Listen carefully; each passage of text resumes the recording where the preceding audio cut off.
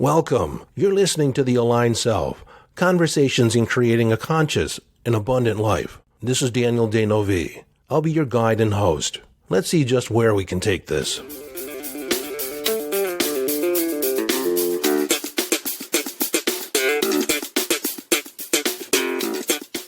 Hello, friend, and welcome into the conversation. Now, I was thinking it's been a while, been a long time actually, since I've given you kind of a biography of where I've been, my journey, and shared that with you. I have to confess, I operate on the assumption that you've been with me the whole time. You've listened to all 400 episodes, and sometimes I'm reluctant to actually repeat a conversation, repeat a topic, because I've talked about it before, and sometimes...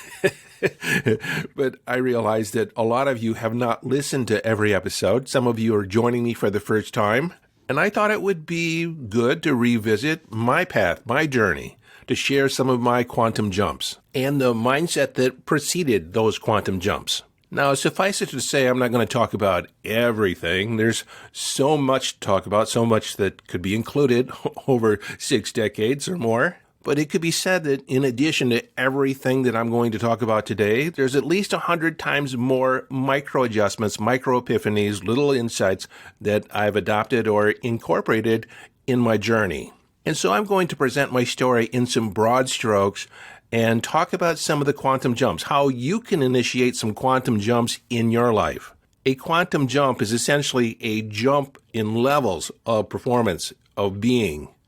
Change is an incremental increase over time. And ultimately, you don't have to do anything in order to initiate change in your life. It just happens as a matter of, living on the planet.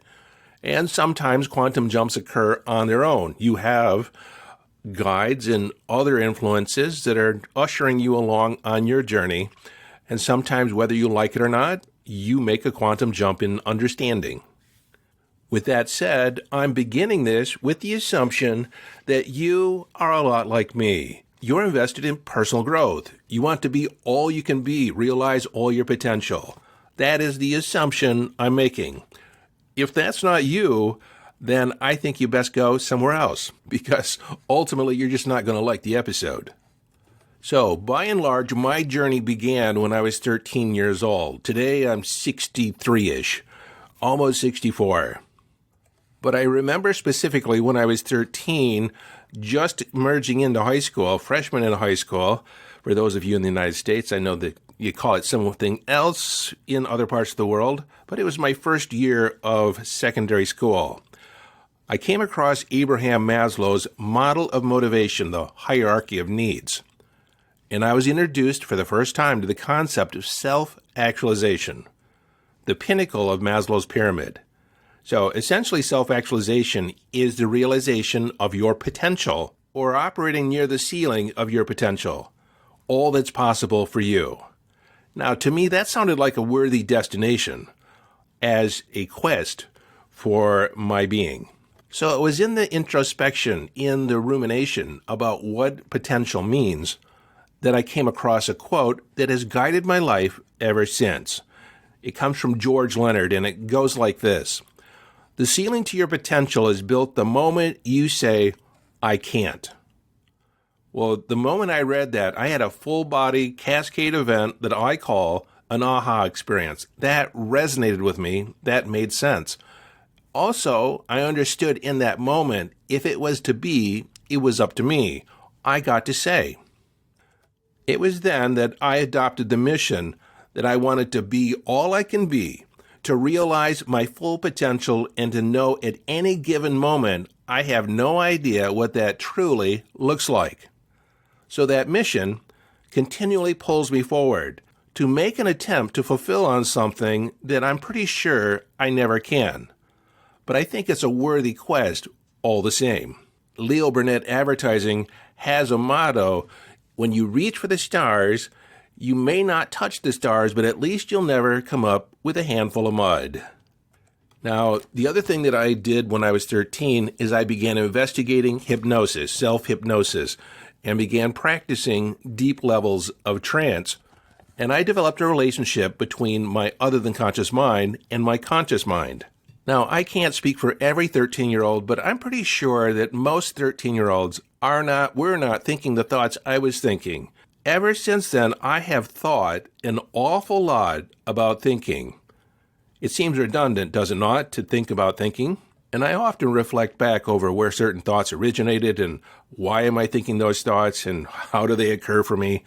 And as I've reflected over the years, I realize that what I have thought about consistently since my teen years really hasn't varied that much. The major goals and intentions that I have for my life are still pretty much the same. But along the way, I have experienced quantum jumps in how I was being in the world, quantum jumps in how I saw myself and how I related to others.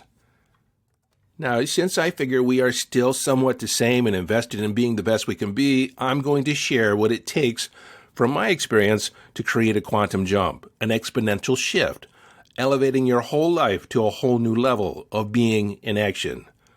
So if you're interested, stay on and we'll continue. If not, you can spend your time some other way. So quantum jumps.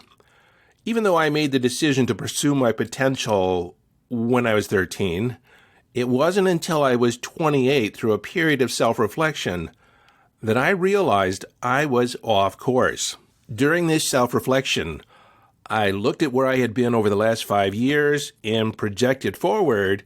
If things were to continue, what was the predictable, almost certain future?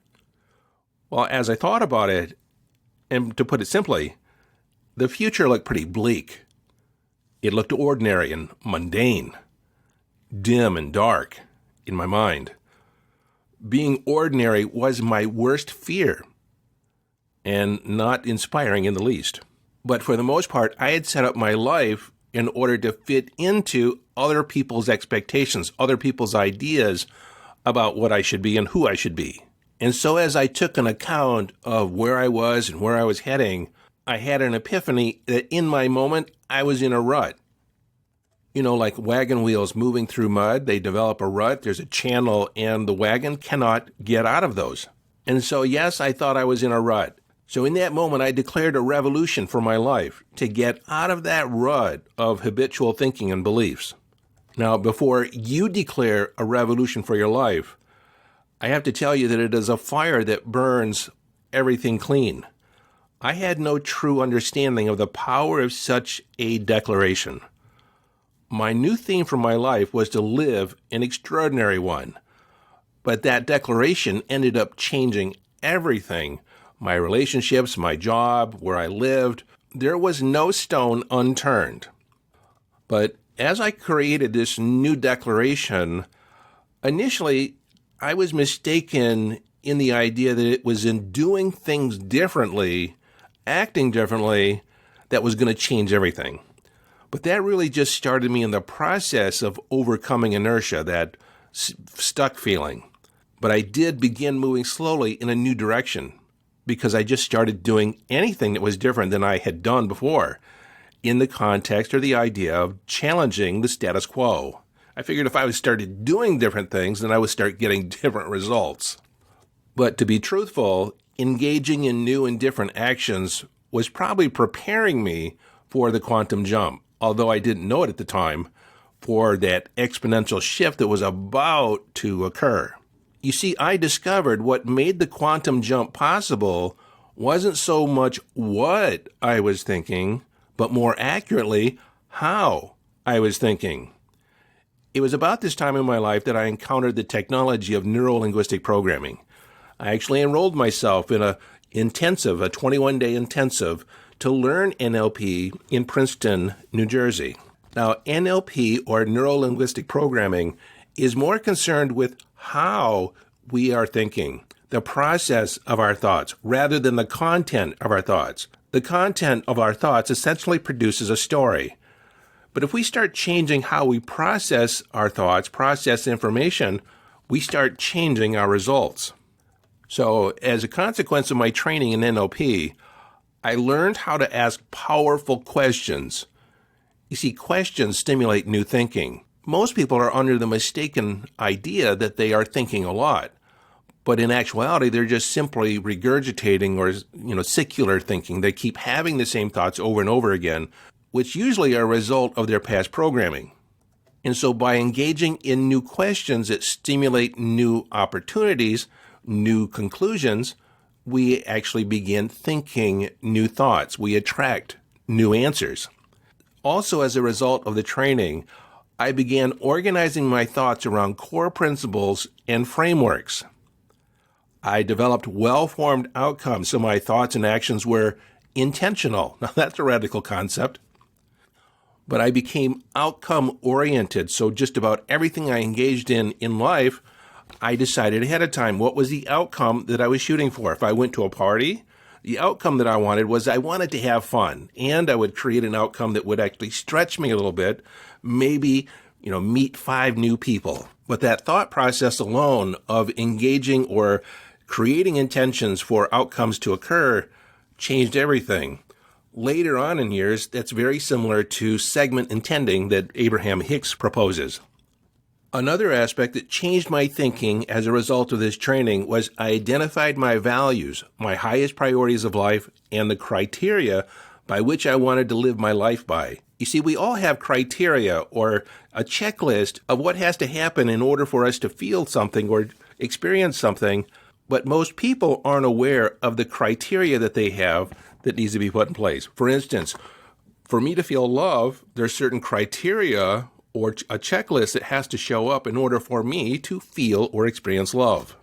Same for you.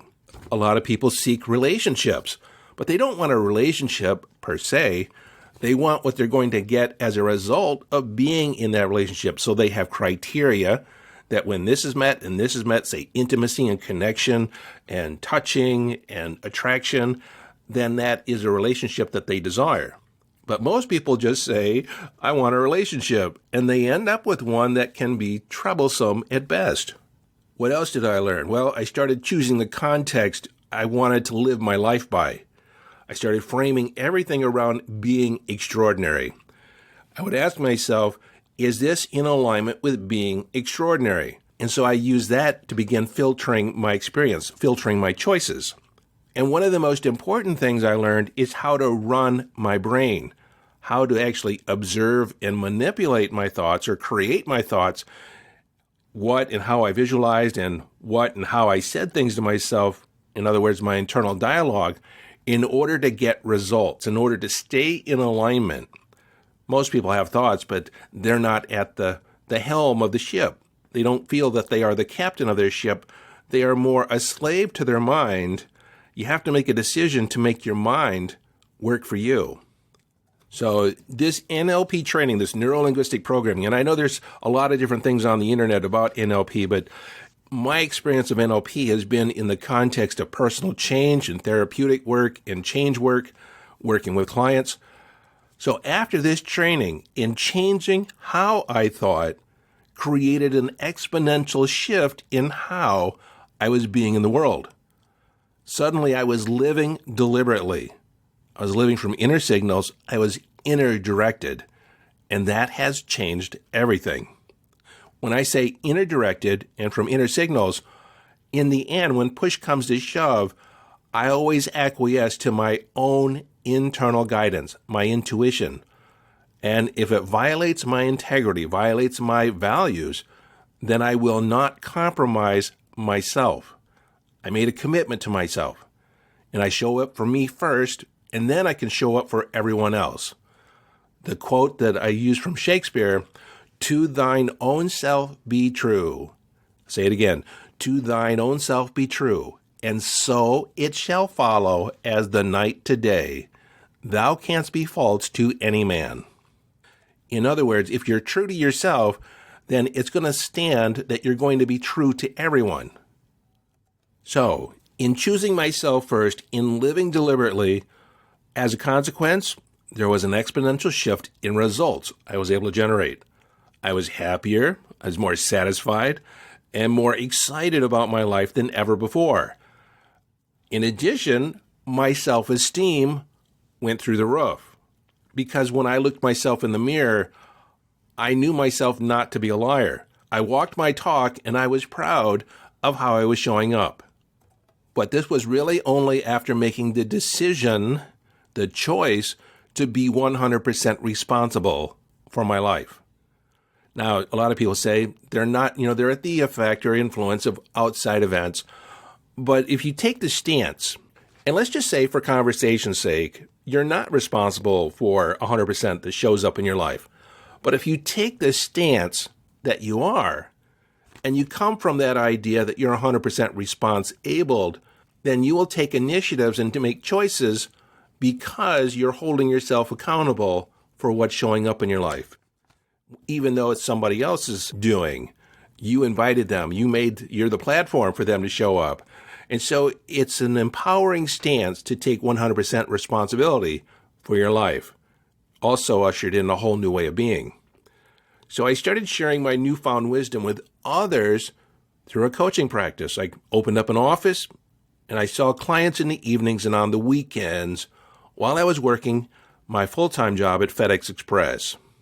So my first real quantum jump was shifting how I was thinking and not depending so much on what I was thinking. I started changing how I process my thoughts, and it changed everything. This is where I get to talk about my spiritual awakening. It was also when I was 28, after this training, that seemed to usher in a profound spiritual awakening that changed my entire relationship to reality and the material world. The short story on this, and I've gone in length, that's could be a whole episode, but the short story on this is I received a burst of energy and light that shot through every cell of my body. And in the process, I jumped in and out of my body 4 times. With the last time, I actually flew out of the ceiling and into space across the galaxy. And while that was happening, I felt nothing but unconditional love, acceptance, and just a sense of being connected to everything. It's very similar to when people have a near-death experience. As a result of that event, that experience, I knew that I was definitely a spiritual being immersed in the human experience. I was so much more than just a material existence. I had a knowing to my bones, which is different than having an understanding. That knowing began changing everything in how I interacted in the world. I began seeing my life as a play of consciousness, moldable, changeable. The next mystical experience or the vision that I had occurred when I was 30-ish. Found myself in a dentist chair. I was receiving a root canal, and they had nitrous gas on me. And as I was breathing in the gas, there was a wave of anxiety that came over my body. It's almost like every cell in my body was tingling, and I wanted to burst and bolt out of the chair. Well, I had a drill in my mouth, and that didn't seem like the most appropriate behavior at that moment. And I figured it was just a result of the gas.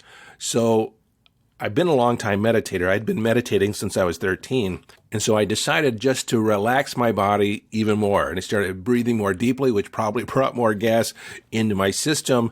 And before I knew it, I was deeply in an altered state. It was during this altered state that I had a vision. It was as if I had a download of how reality really worked. I suddenly understood law of attraction. I had never been exposed to law of attraction before that, but I understood it. I got it. I had a total tutorial on law of attraction and how we create our experience, how we manifest our reality. I got up out of that chair knowing the secrets of the universe. I checked out and I was kind of in this spacey, euphoric feeling. And I can remember sitting in my car for quite a while in the parking lot, just recounting everything that I was shown. And I don't remember how long I was in the parking lot, but at some point I realized I needed to start the car and get moving back to home. It was about an hour away, and it was as I was driving and interacting with the material world again, I began to lose the awareness of what I was shown. So 2 huge spiritual experiences in a short period of time. I ended up spending the next 20 years really making sense of and putting my experience into words. For a long time, I couldn't even talk about what I experienced because a lot of people wouldn't even understand it, and let alone I didn't really have the words for it. And even in me talking about it, it pales in comparison to the actual experience. So now fast forward to the next exponential shift. That came when I was 43. I had left my corporate position at FedEx and I became a coach and workshop leader full time. It was just me. But without that Fortune 100 company in front of me for me to stand behind, I have to admit I had a crisis of confidence and I experienced a dark night of the soul. Now, a dark night of the soul, in my case, was about 10 months. But during that process, I needed to let go of ideas and beliefs that no longer served me. And I was redefining who I was. Now, this is no small event because it essentially brings in everything that you thought you knew about yourself, but you now know is false. And you have this assumption that your whole journey up until now was wrong. And so you just kind of are reinventing yourself, reorganizing your thinking. Who are you in relationship to reality? For a long time, it felt like I was in a void. I was neither here nor there. I was just kind of existing and thinking and processing thoughts. I was definitely fortunate that I was living by myself at this time. I don't think anyone could actually have been with me.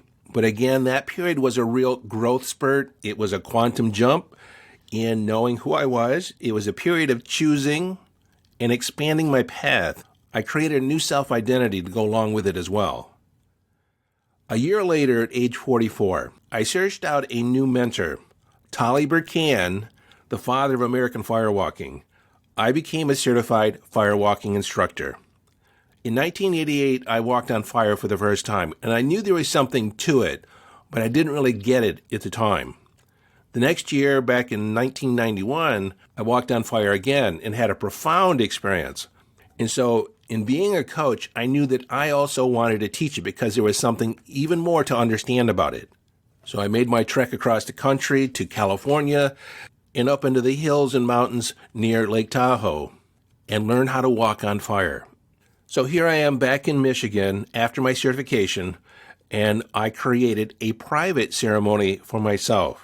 You see, when you're in a class, you haven't gone through the whole process of creating a firewalk for yourself, so I wanted to do it for me so I could teach others and really get the whole nuance of walking on fire.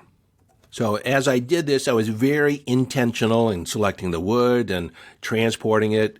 I really invested myself in the whole day. I went out all by myself, out in the country by a stand of trees, and I built a fire.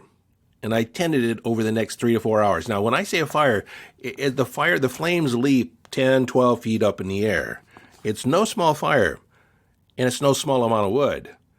So I tended it over the next 3 to 4 hours, and then as it burned down into a bed of coals, or a hill of coals, I raked it out in a 3-foot by 10-foot path of burning hot coals. Now, these coals have a temperature of about 1,200 degrees Fahrenheit. So there I am, my coals are all raked out and ready to walk, and as I'm preparing myself mentally, a great horned owl came in and lit on a tree near me and began singing to me. And the great horned owl sings in that traditional owl sound, hoo, hoo, hoo, hoo. But that owl, that beautiful owl, did bring in a whole new dimension of spirituality to the whole event. This solitary walk was just for me. It wasn't about looking good for anybody else or to make an impression about how great I was. I was immersing myself in an experience. There was also a profound realization that just walking across the coals ain't that special. What's really special about the firewalk is standing in front of the coals about to take the first step and checking inside and coming to a realization or an understanding that you are ready to take the first step. See, that first step is the hardest. It's the most difficult because once you take the first step, you're walking to the other side. And so the firewalk is really about standing in front of something that is potentially dangerous or scary and knowing when you're ready to have a relationship with it, to meet with it, to take that first step. But as I began walking for the first time by myself, I felt a rush of energy go through my body halfway across the coals. I felt at one with the fire and at one with the universe. I knew that I had left something behind after I stepped on the coals. I was different from that point forward. I proceeded to walk another 30 times that night. It was well after midnight before I was done. Another interesting thing during those walks, one of the walks, I took that initial step to the other side and walked across, only to turn around once I got to the other side and walk back to where I was started, to turn around and walk back again. I walked back and forth 13 times, which is essentially the equivalent of walking about 130 feet across hot coals without stopping. That created another shift. Since initially walking when I declared my revolution for myself when I was 28, to date, I've walked nearly 600 times across hot coals. I've led hundreds of other people across the hot coals. What I really learned from the fire walking was to learn to trust my inner signals, because I always checked in until I felt the pull to take the step. And I would get a little forward lean and I would step into it and trust it. If I took that step before that alignment, more often than not, I would experience a burn. Sometimes a severe burn. Sometimes it would just, the fire would just kind of reach up and lick the bottom of my foot and let me know it was hot. And so the other thing that I learned through the fire walking is being present in the moment. I also used the walking across broken shards of glass for that same presence of mind. But that's another story. The next quantum jump or exponential shift occurred when I was 47. I had the profound realization that my past was one of many possible stories I could tell. So whatever I thought my experience was in the past was just a perception, and I could tell other stories about what had happened, and it would be equally as true because it's all us in recounting the stories. And so I took responsibility for being the storyteller. I released the stories that no longer served me, which opened up even more possibility. Before this, I was always a possibility thinker, but now I was really thinking in unlimited terms. Like, I could choose any story. I had the realization that at the center of our being, beyond our concept of mind and our identity or our stories, we are nothing. And that bothers a lot of people when I say that we are nothing. But that knowing at the core of our being that we are no thing, we have the possibility of being one with anything, being one with everything. We can be anything that we choose. We create everything in our life through our choosing, through our stories. Now, about a year ago, I decided to create another exponential shift. I'm doing this consciously because I was taking an assessment thinking, over the last 10 years, I haven't necessarily shifted a whole lot. Haven't really experienced a quantum jump like I had. I'd gotten used to it. And I basically had this what is the word? A proud, egoic idea, like spiritual egotism, that there wasn't a whole lot more for me to learn. Oh my, was I so mistaken. But what it took was for me to make a new declaration, to live my life on exponential terms. Remember, my mission is to realize all that's possible, all my potential, all that I can be. And if I'm on this plateau and I think that I got it all going on, then I am sadly mistaken. And so I've been entertaining the question, what does it take to 10x my life, to 10x my results, to get an exponential shift in my results beyond 10x? Through the entertaining of that question, I've been reassessing my beliefs, my actions, and redefining my self-concept. How do I utilize time? How do I utilize my other resources? I just recently talked about how I got a flat tire, and I was darn determined that I was going to be the one that changed it. I had the opportunity to call road service, but I figured, I'm a man, I can do it myself.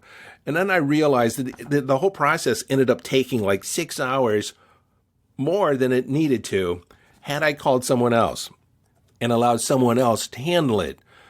Well, in reflecting on that, I realized because the intention that I had to 10x my life, to take an accounting of my time, there are things that I'm involved in. This is how the universe works to support you when you make these intentions. That experience was called in, and I remember distinctly reflecting, especially when I talked to my wife, says, I can do this, that I had part of my ego invested in this. And so now I get to ask, where else am I doing things that I can delegate to someone else or hire someone else to do it and free myself up so I can get some exponential results? I have to admit the shifts that have occurred over the last year haven't necessarily been as hasn't been like a demarcation where I can say, oh, I was different from here to there. It's been more of a continual up-leveling, a continual shift. And I expect that's how it's going to go from here on out. Although I'm reserving the opportunity, I'm open to having those quantum shifts where there's a definite demarcation between who I was yesterday and who I am today. But I need to say this now. All this is possible. This thinking is possible. All these different quantum jumps have been possible because of my early training in neuro-linguistic programming. Well, after the initial training, I went back the next year and got my master certification. And then I went back a couple years later and got my trainer certification. I'm also a certified master hypnotist, even though I began studying hypnosis by myself when I was 13. Again, I want to revisit the idea that it all began with a declaration that I wanted to have an extraordinary life. You see, we have to choose that because of the pull of the ordinary and the mundane, the day-to-day circumstances of a person's life, the demands of your friends, your family, the job, whatever you're involved in. It can pull you down quickly if you don't constantly revisit what your intention is, your mission is for your life.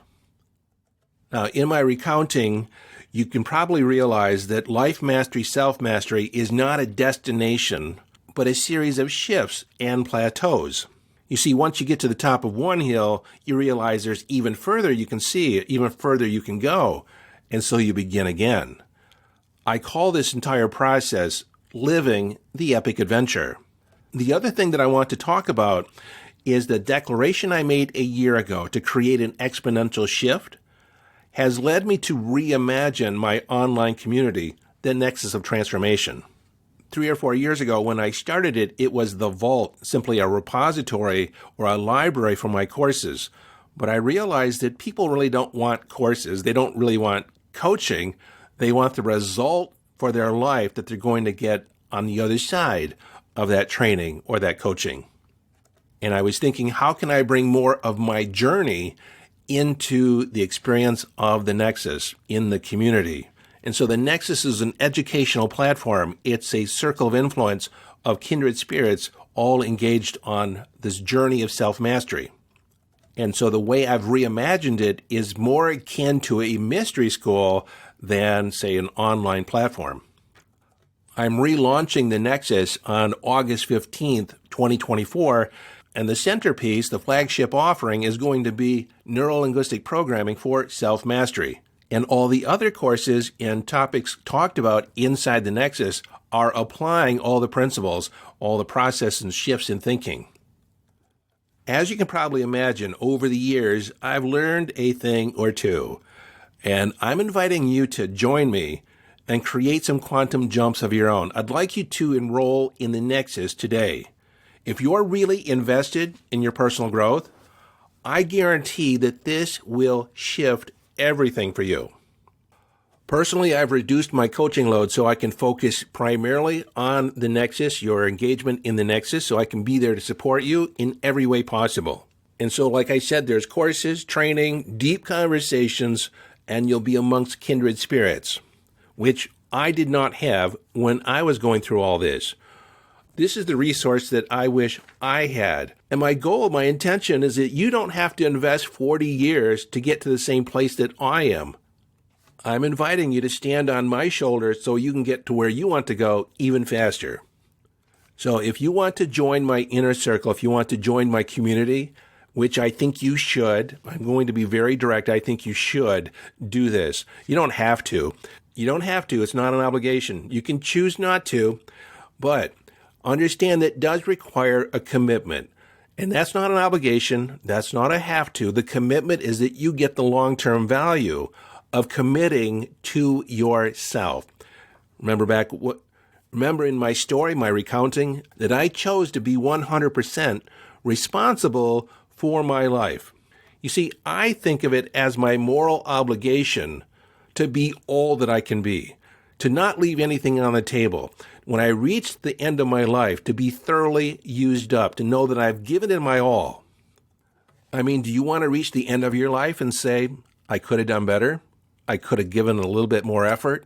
I could have been a little more committed? I'm telling you, no matter how good you think you can have it, it can be even better than you can imagine, because all you can see is all you can see from where you're currently standing. Once you go through a couple levels and once you begin seeing more and you're at the top of that next hill, you're going to see just how far you can go. Like I said, up till a year ago, I thought there wasn't a whole lot more that I can do. Now, I think I'm going to need to live at least another 100 years in order to do everything that I want to do. Which, I'm living at a good time in history, because given the advances in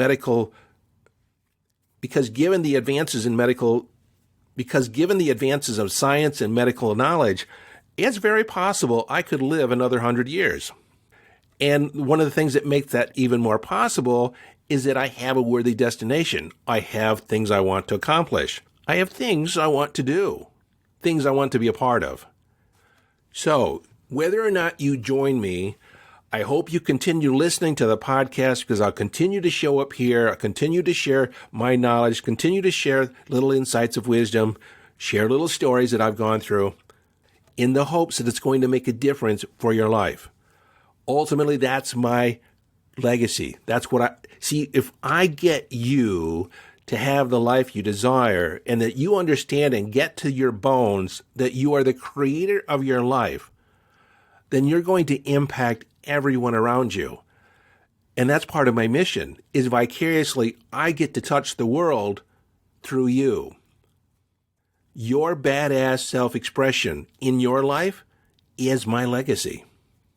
So the link to register is in the show notes. Depending on when you listen to this, there might be a special opportunity for you. If you listen before August 1st, then by means, get rolling now. But no matter when you listen to this, it is the time for you. Register as soon as you can. Hopefully you've gleaned some knowledge, gleaned some insight from the high points of my life, the different things I've gone through. And at the moment, I'm aware there's so much I haven't talked about, so much that I couldn't necessarily reveal just for the time's sake. But we'll get around to it. So until next time, this is your friend and host, Daniel Danovi, urging you to follow your bliss. Live your life from inner signals, be inner directed as you engage in the epic adventure.